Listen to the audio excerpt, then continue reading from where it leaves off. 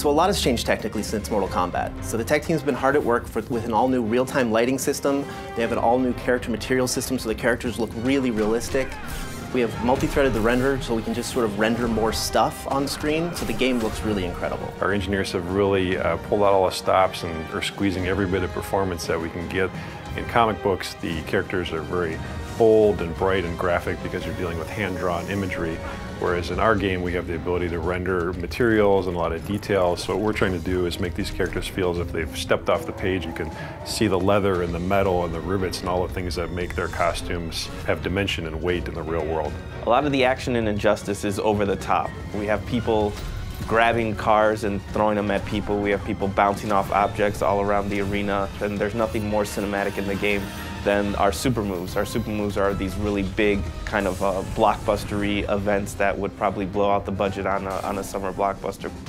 So our mantra for this game has always been, this is the big blockbuster summer movie that you've always wanted to see with superheroes. The environment choice in Injustice is just as important as the character choice. We have several interactable zones spread out among each one of the environments, and they're not cookie cutter. They're not placed in the exact same place for each environment. So depending on your style of gameplay, you're going to want to pick an environment that kind of eases towards your style of gameplay. We have multiple levels on many of the arenas as well, and every time you play the game, it's going to be a little bit different. The button layout has changed in Injustice from Mortal Kombat. First, we got rid of the block button. You now hold back to block for all attacks. Also, 3 attack buttons, light, medium, and hard. So the additional button we call the character trait button, and that's a specific attack designed to showcase each character. So in the case of Nightwing, he uses the button to switch between his Kali stance using Kali sticks and his staff stance where he uses a staff, and there's completely different attacks. In the case of Cyborg, he uses the button to sort of charge up his health, so you're going to get different effects for every character. The combo system in Injustice will feel very familiar. Instead of using a special move to start a combo, you actually will use your special moves to link combos. You can also cancel out of a combo to link into a level transition or into a pop-up. DC's been incredibly supportive on this project and actually pushing us to take things farther than we ever thought we'd be able to get away with. Superman in particular was fun to work on. We had a lot of freedom with trying things as far as materials and adding little armor bits and playing with the way that his logo ties into his cape, things like that, which normally you'd think you wouldn't have the freedom to play with such an iconic character, but DC was very supportive the whole way. The coolest thing about working on Injustice is obviously learning a lot more about the DC lore.